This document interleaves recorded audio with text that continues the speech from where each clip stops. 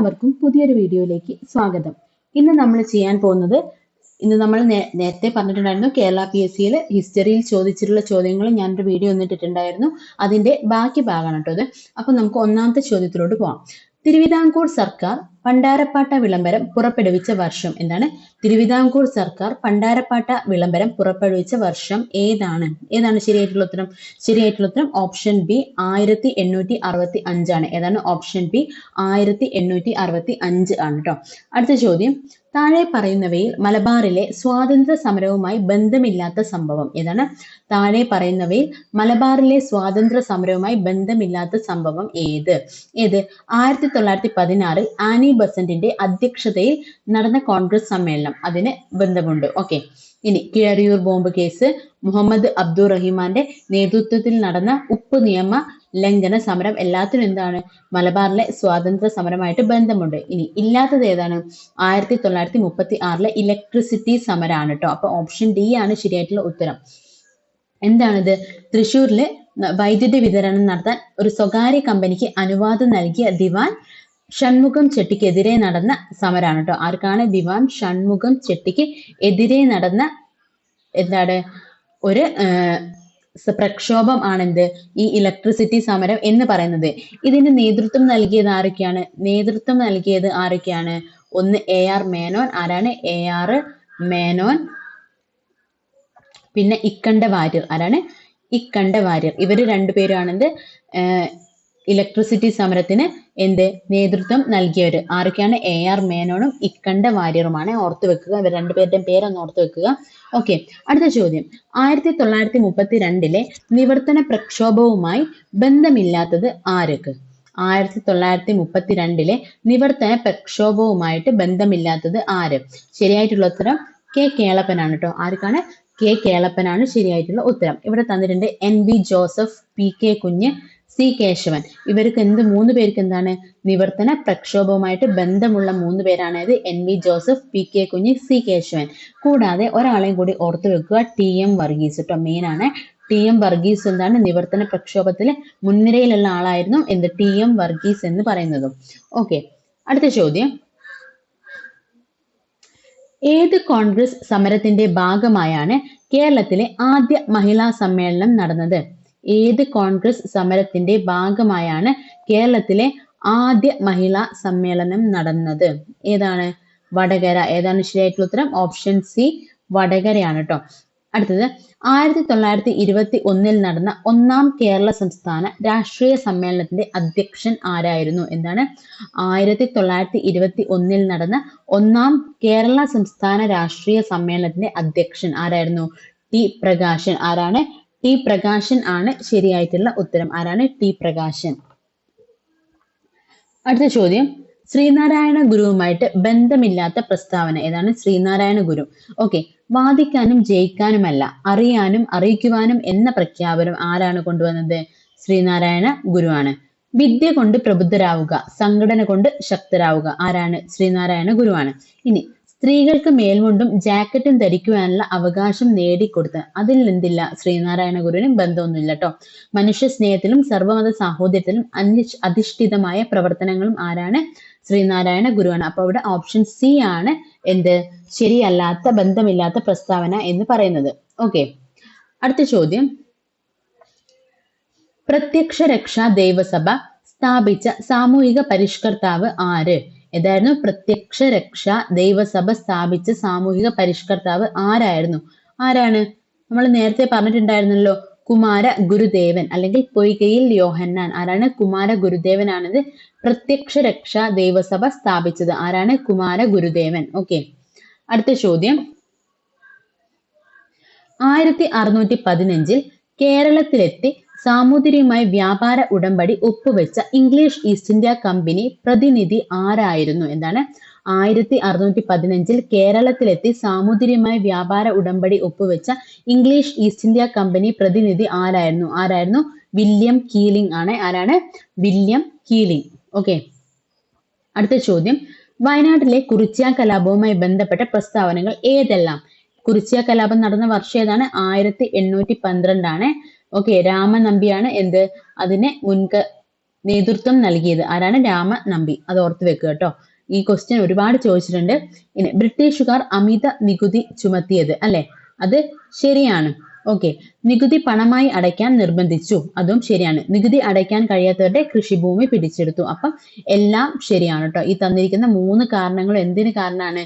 വയനാട്ടിലെ കുറിച്യ കലാപവുമായി ബന്ധപ്പെട്ടിട്ടുള്ളതാണ് ഈ 3 കാരണങ്ങളും. ഓക്കെ. അടുത്ത ചോദ്യം,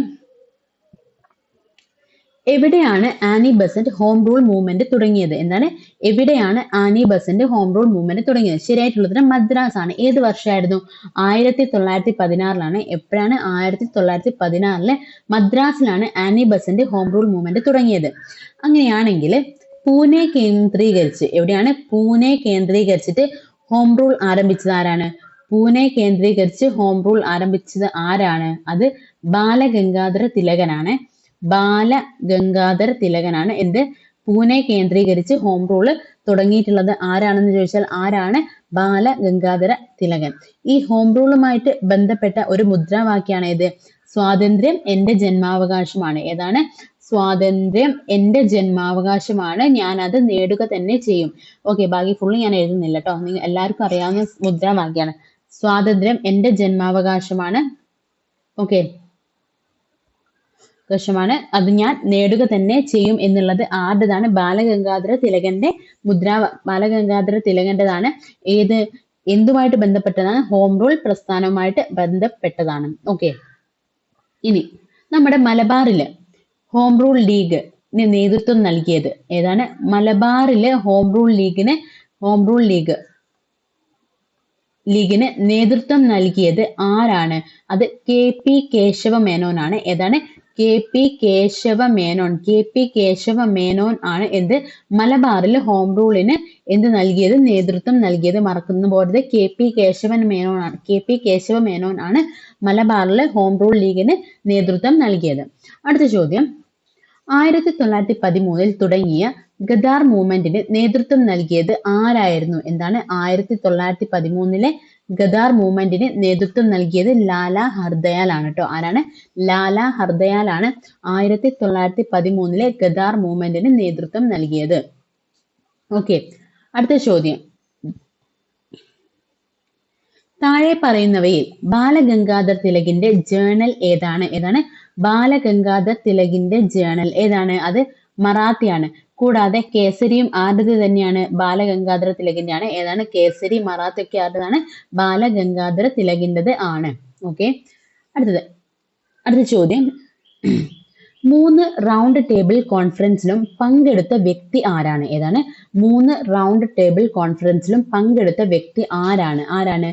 ഡോക്ടർ BR അംബേദ്കർ ആണ്. ആരാണ്? ഡോക്ടർ BR അംബേദ്കർ ആണ് 3 റൗണ്ട് ടേബിൾ കോൺഫറൻസിലും പങ്കെടുത്ത വ്യക്തി. അതില് ഒന്നാമത്തെ റൗണ്ട് ടേബിൾ കോൺഫറൻസ് നടന്ന വർഷമാണ് 1930. ഓക്കെ. ഇനി രണ്ടാമത്തേതാണെങ്കിലോ? രണ്ടാമത്തെ റൗണ്ട് ടേബിൾ കോൺഫറൻസ് നടന്ന വർഷമാണ് 1931. ഈ 31 നമ്മുടെ INC എന്ത് ചെയ്തത്? റൗണ്ട് ടേബിൾ കോൺഫറൻസിൽ പങ്കെടുത്തത്. എന്താണ്? 1931 രണ്ടാമത്തെ റൗണ്ട് ടേബിൾ കോൺഫറൻസ് അല്ലെങ്കിൽ വട്ടമേശ സമ്മേളനത്തിലാണ് ആര് പങ്കെടുത്തത്? ഗാന്ധിജി അല്ല, INC പങ്കെടുത്തത്. അപ്പൊ INC പ്രതിനിധീകരിച്ച ആരാണ്? നമ്മുടെ ഗാന്ധിജി ആണ് കേട്ടോ. ആരാണ്? ഗാന്ധിജി പങ്കെടുത്തിട്ടുണ്ട്. ഓക്കെ.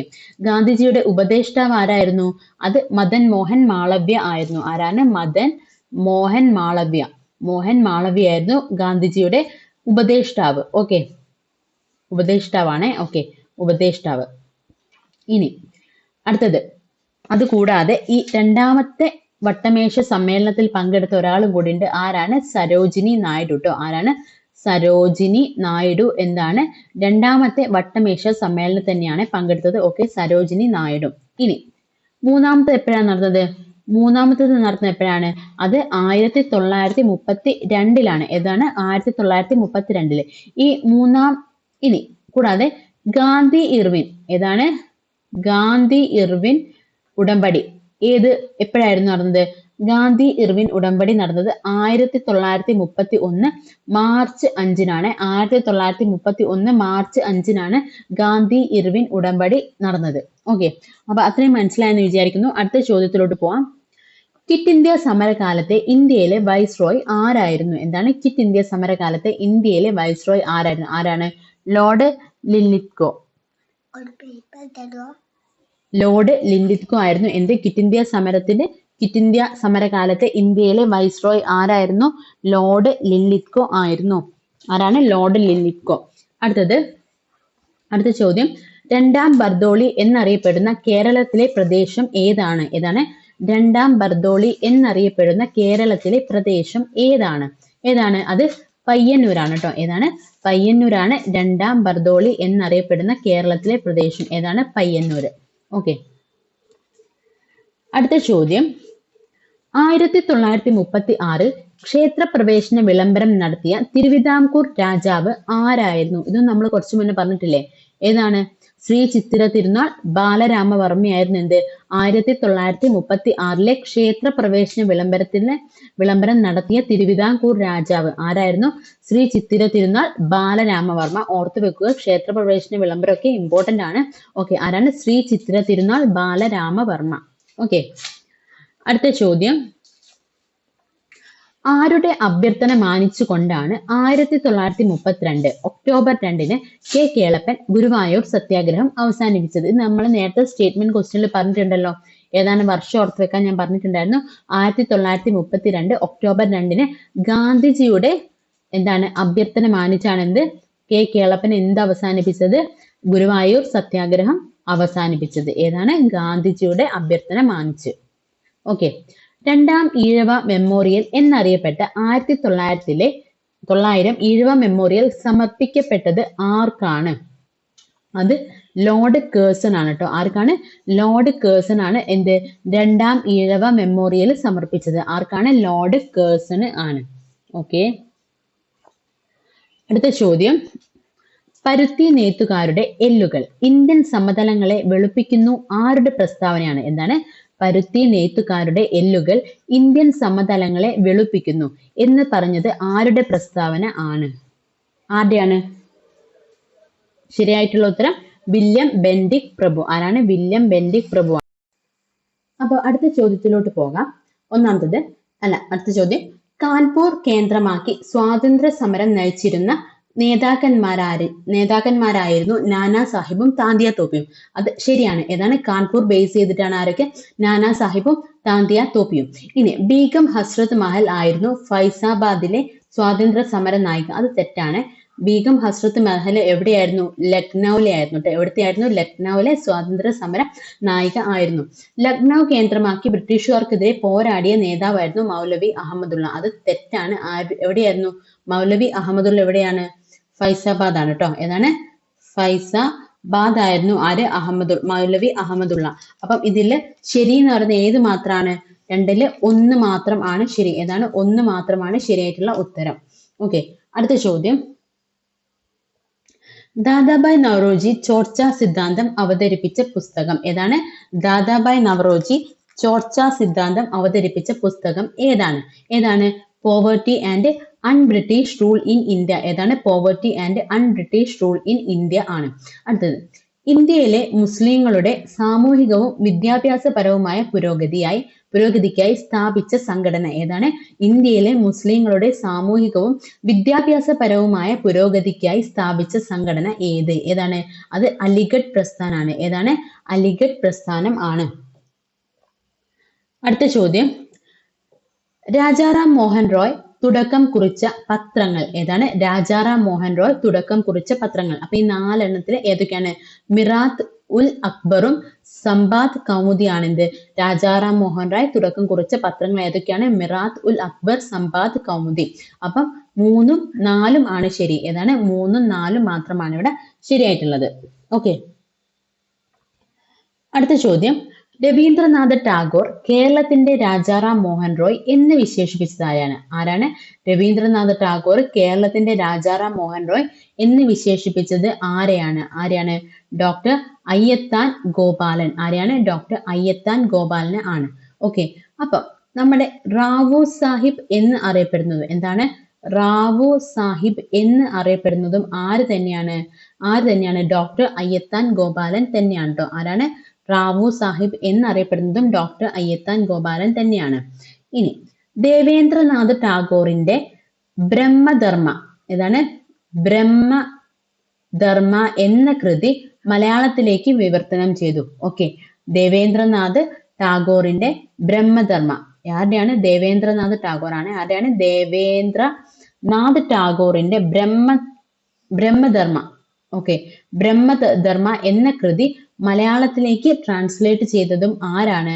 ഡോക്ടർ അയ്യത്താൻ ഗോപാലൻ ആണ്. ഇനി ഇദ്ദേഹത്തിന്റെ രണ്ട് നാടകങ്ങൾ ഏതൊക്കെയാണ്? നാടകങ്ങൾ എന്ന് പറഞ്ഞ ഏതൊക്കെയാണ്? ഒന്ന് സരഞ്ജനി പരിണയം. ഏതാണ്? സരഞ്ജനി പരിണയം. പിന്നെ സുശീല ദുഃഖം. ഏതാണ്? സുശീല ദുഃഖം. ഇതൊക്കെ ആരുടേതാണ്? നമ്മുടെ AK അയ്യത്താൻ ഗോപാലന്റെ എന്താണ് നാടകങ്ങളാണ്. ഏതൊക്കെ? സരഞ്ജനി പരിണയം, സുശീല ദുഃഖം എന്ന് പറയുന്നത് ആരുടെയാണ്?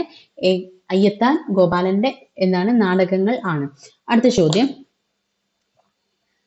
1821 രാമൻ നമ്പിയുടെ നേതൃത്വത്തിൽ നടന്ന കുറിച്യ കലാപം.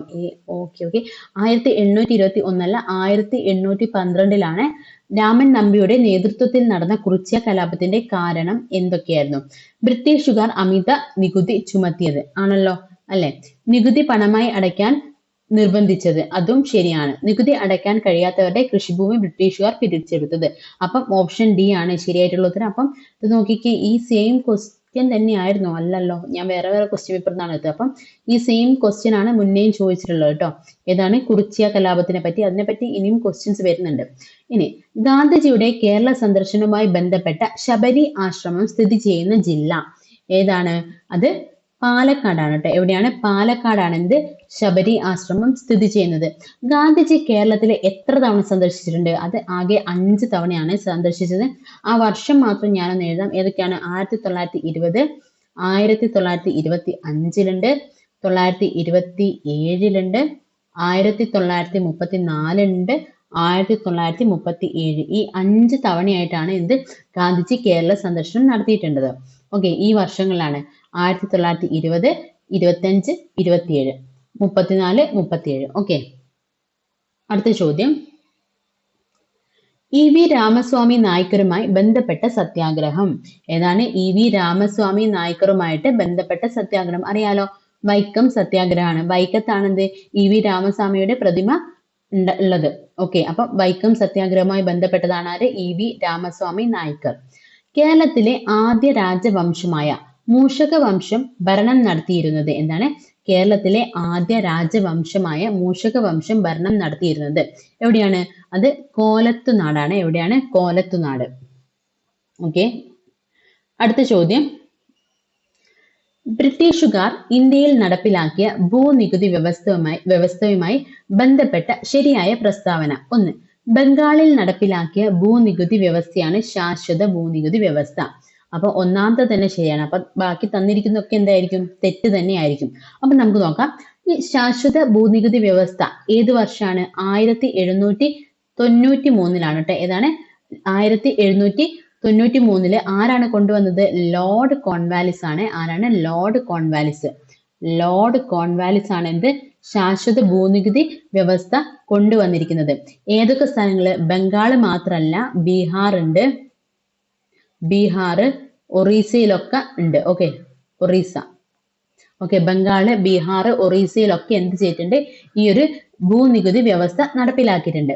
ഇനി അതുപോലെ തന്നെ പിന്നെ ഉള്ളതാണ് മഹൽവാരി. അറിയാലോ, കേട്ടിട്ടുണ്ടാവുമല്ലോ മഹൽവാരി. മഹൽവാരിയില് ആരാണ്? അത് ഏതാണ് വർഷം? 1822 കൊണ്ടുവന്നത് മഹൽവാരി. 1822 Holt Mackenzie. ആരാണ്? Holt Mackenzie. ആരാണ്? ഹോൾട്ട് മാക്കൻസി ആണ്. ഏതൊക്കെ സ്ഥലങ്ങളിലായിരുന്നു? ഒന്ന് നോർത്ത് ഇന്ത്യ. എവിടെയാണ്? North India. Next central India. Central India കൂടാതെ പഞ്ചാബ്. എവിടെയാണ്? പഞ്ചാബ്. ഓക്കെ, ഈ 3 പ്രദേശങ്ങളിലായിട്ടാണ് എന്ത് ഹോൾട്ട് മാക്കൻസി എന്ത് കൊണ്ടുവന്നത്? മഹൽവാരി സിസ്റ്റം കൊണ്ടുവന്നത്. ഇനി ഒന്നും കൂടി ഉണ്ട്, റിയോട്ട് വാരി. ഏതാണ്? റിയോട്ട് വാരി. അത് ഏത് വർഷമാണ് റിയോട്ട് വാലി? അത് വർഷം നിങ്ങൾ എന്ത് ചെയ്യുക, 1820 തോന്നുന്നു അല്ലെ, 1820 തോന്നുന്നു, എന്നോട് അത് വിട്ടുപോയി.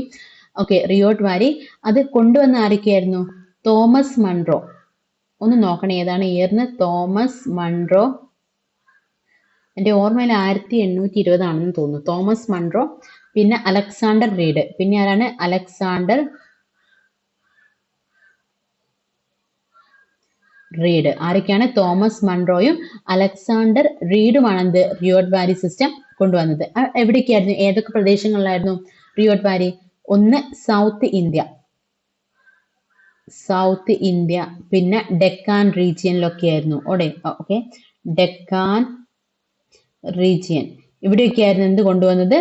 ഈ റിയോട്ട് വാലി സിസ്റ്റം കൊണ്ടുവന്നിട്ടുള്ളത്. 1820 ആണെന്നാണ് എൻ്റെ ഓർമ്മ. ഓക്കെ, മഹൽവാരി 1822 തന്നെയാണ്.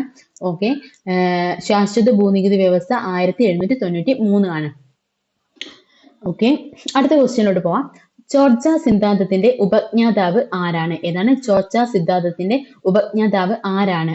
അത് ദാദാഭായ് നവറോജിയാണ്. നമുക്കറിയാം ആരാണ്? ദാദാഭായ് നവറോജി ആണ്. ഇനി ദത്തവകാശ നിരോധന നിയമം നടപ്പിലാക്കിയ ഗവർണർ ജനറൽ ആരാണ്? എന്താണ്? ദത്തവകാശ നിരോധന നിയമം നടപ്പിലാക്കിയ ഗവർണർ ജനറൽ ആരാണ്? അത് ഡൽഹൌസി ആണ് കേട്ടോ. ആരാണ്? ഡൽഹൌസി പ്രഭുവാണ് എന്ത് ദത്തവകാശ നിയമം നടപ്പിലാക്കിയത്. ഓക്കെ, ദത്തവകാശ നിയമപ്രകാരം കൈക്കലാക്കിയ, ബ്രിട്ടീഷുകാരെ പിടിച്ചെടുത്ത ആദ്യത്തെ സ്ഥലം ഏതാണ്? അത് സത്താറ ആണ് കേട്ടോ. ഏതാണ്? സത്താറ ആണ് എന്ത് ദത്തവകാശ നിയമപ്രകാരം ഈ ബ്രിട്ടീഷുകാർ കൈക്കലാക്കിയ ആദ്യ സ്ഥലം ഏതാണ്? സത്താറ ആണ്. ഇനി ദത്തവകാശ നിരോധന നിയമം റദ്ദാക്കിയത് ആരായിരുന്നു? അത് കാനിങ് പ്രഭുവാണ്. ആരാണ്? കാനിങ് പ്രഭുവാണ് എന്ത് ദത്തവകാശ നിയമം റദ്ദ് ചെയ്തത് ആരാണ്? കാനിങ് പ്രഭുവാണ്. ആരാണ്? കാനിങ് പ്രഭു ആണ്. ഓക്കെ, അടുത്ത ചോദ്യത്തിലോട്ട് പോവാം. താഴെ പറയുന്നവയിൽ ശരിയായ പ്രസ്താവന ഏത്? 1857 വിപ്ലവത്തിന്റെ ലക്നൌവിലെ ഓക്കെ, ഇതിപ്പോ സ്ഥലം അതുപോലെ തന്നെ നേതാക്കന്മാരെന്നുള്ളത് നോക്കി വെക്കുന്നതല്ല കേട്ടോ, അത് എപ്പോഴും ചോദിക്കുന്നതാണ്. 1857 വിപ്ലവത്തിന്റെ ലക്നൌവിലെ നേതാവായിരുന്നു ആര്? നാനാ സാഹിബ് എന്ന് പറയുന്നത് തെറ്റാണ്. ലക്നൌവിൽ ആരായിരുന്നു? ബീഗം ഹസ്രത്ത് മഹൽ. ആരാണ്? ബീഗം ഹസ്രത്ത് മഹൽ ആയിരുന്നു എവിടെ? ലക്നൌവില്. ഓക്കെ, ഇനി 1857 വിപ്ലവത്തിന്റെ ലക്നൌവിലെ നേതാവായിരുന്നു ബഹദൂർ ഷാ രണ്ടാമൻ. അതും തെറ്റാണ്. ലക്നൌവിൽ അല്ല, ബഹദൂർ ഷാ രണ്ടാമൻ എവിടെയുള്ളതായിരുന്നു? ഡൽഹിയിലുള്ളതായിരുന്നു കേട്ടോ. എവിടെയാണ്? ഡൽഹിയിലായിരുന്നു. 1857 വിപ്ലവത്തിന്റെ ലക്നൌവിലെ നേതാവായിരുന്നു താന്തിയ തോപ്പി എന്ന് പറയുന്നത് തെറ്റാണ്. ആരാണ് താന്തിയ തോപ്പി? നാനാ സാഹിബ് ഒക്കെ എവിടെയുള്ളതായിരുന്നു? എവിടെയായിരുന്നു? കാൺപൂർ ആയിരുന്നു. എവിടെയായിരുന്നു? കാൺപൂർ ആയിരുന്നു കേട്ടോ. ഓക്കെ, 1857 വിപ്ലവത്തിന്റെ ലക്നൌവിലെ നേതാവായിരുന്നു ഹസ്രത്ത് മഹൽ. ഓക്കെ, അപ്പം ഓപ്ഷൻ ഡി ആണ് ശരിയായിട്ടുള്ള ഉത്തരം.